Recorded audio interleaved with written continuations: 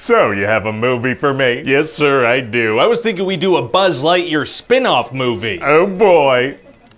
What? Okay, so check it out, sir. We're gonna start the movie with some text saying that in 1995, a kid named Andy saw a movie, and that made him want a Buzz Lightyear toy, and this is that movie. So this movie is a movie in another movie's universe? That's right. So the Toy Story universe has a screenwriter guy and a producer guy of their own, and they made money off this movie, and now so will I. I guess so. Oh my god, my man, you're making money for versions of us that don't even exist. That's right, sir. I love you. Thank you, sir. I'm in love with you. All right. Hey, can we have Buzz Lightyear watch a movie in this movie and then make that movie someday? We can do whatever we want, sir, as long as it's derivative of intellectual property with a proven track record of financial success. Of course. Of course. So tell me about this thing. I guess since it's a 90s action movie that Andy saw, there's gonna be a bunch of over-the-top action and cheese, huh? Aha, no, none at all. Oh. Yeah, actually kind of grounded and serious. But Buzz was like an over-the-top parody of action hero and sci-fi archetypes. Yeah, exactly, so none of that. And now that I think of it, most of the fun came from that conflicting with the realization that he's a toy. Right, so now he's a fairly serious human character. So you took out the fun parts. Yeah, get those out of here. Okay, well at least we'll have Tim Allen's iconic voice. No, get that out of here too. So this is pretty much a different character, but wrapped in Buzz Lightyear branding. Yeah. Wow, well I can't wait for him to go on a bunch of space adventures on a bunch of different planets. Oh, I bet, sir. This is gonna take place on one planet, though. But what about to infinity and beyond? Oh yeah, they're gonna say that a lot, but then the whole plot of the movie's about them being stuck on this one boring planet. Okay.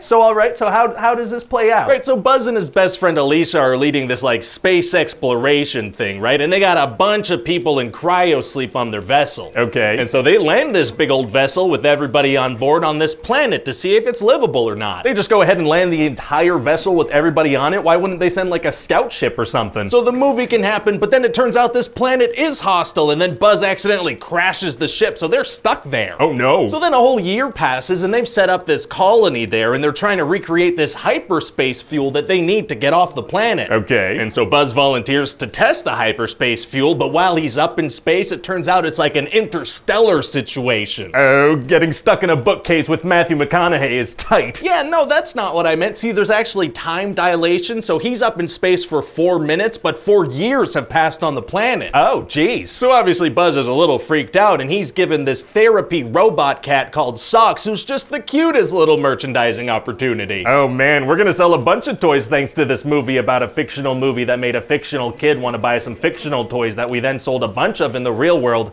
Did I get that?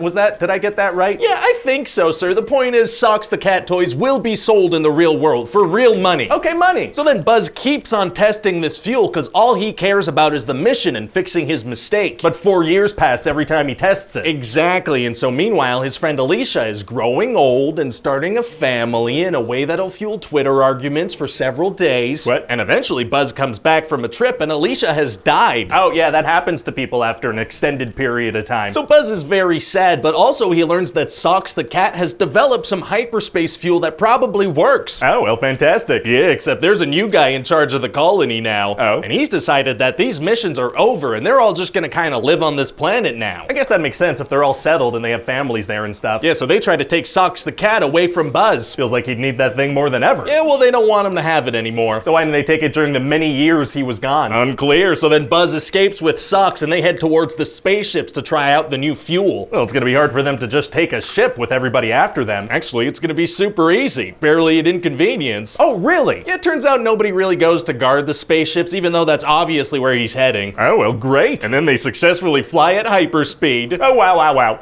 Wow. Yeah, except now they get back and 22 years have passed and the planet's been invaded by these robots and a bad guy named Zurg. He's from the original movies. He sure is, sir. Amazing. So what's Buzz gonna do? Well, he's gonna meet Alicia's granddaughter and these 2 other new recruits that aren't very good, and he's gonna have to learn to work with them. Okay. So then the next little chunk of the movie is gonna be them making mistakes and then fixing those mistakes. Good way to fill up some runtime, sure. So what does Zurg want exactly? Oh, well, we're gonna have this big twist where it turns out that Zurg is actually an older Buzz from the future. Didn't we establish in Toy Story 2 that Zurg is Buzz's father? Hey, shut up. And so it turns out that this Buzz traveled far into the future and then came back, but ran out of fuel right now, so he needs more fuel from this Buzz to keep going back and stop the original mistake that led to this whole thing. Yeah, sure, okay. Yeah, cause see, he's obsessed with completing the mission, but now if he does, he's gonna wipe out all the new families that sprang from that mistake. Oh yeah, no, that's not good. And our Buzz was obsessed with completing the mission too, but now he sees that maybe the real mission was the friends he made along the way. Oh my god, you okay? Yeah, sorry, I don't know what that was. All right. So why did this older Buzz go by the name Zurg? Well, he tried to program all the robots to say Buzz, but the closest they got was Zerg, so he went with that. Ooh, big stretch, buddy. Oh, is there a dog in here? No. Oh, okay, so then our Buzz decides to destroy the fuel and sacrifice his mission to save the colony. Nice. So what do you think? Well, you know, I kind of think if Andy had seen this movie in 1995, he would have wanted a Sox the Cat toy instead of a Buzz Lightyear toy. Yeah, that's a good point. He is the best character in this thing, but other than that, what do you think? I mean, we're cashing in on a popular 1990s movie. I feel like that's a sure way to dominate the box office. Amazing. Unless, you know, another franchise happens to be doing that exact same thing at the exact same time. What? Hi everybody, Ryan here. Thanks for watching that pitch meeting. Hope you liked it. If you haven't already subscribed, this is a brand new pitch meeting only channel. It's only got pitch meetings on it. Also, you can let me know in the comment section what movies and shows you want to see pitches for. And check back soon for a new one, because when you check back soon for a new one, I'm gonna have made a new one. Bye.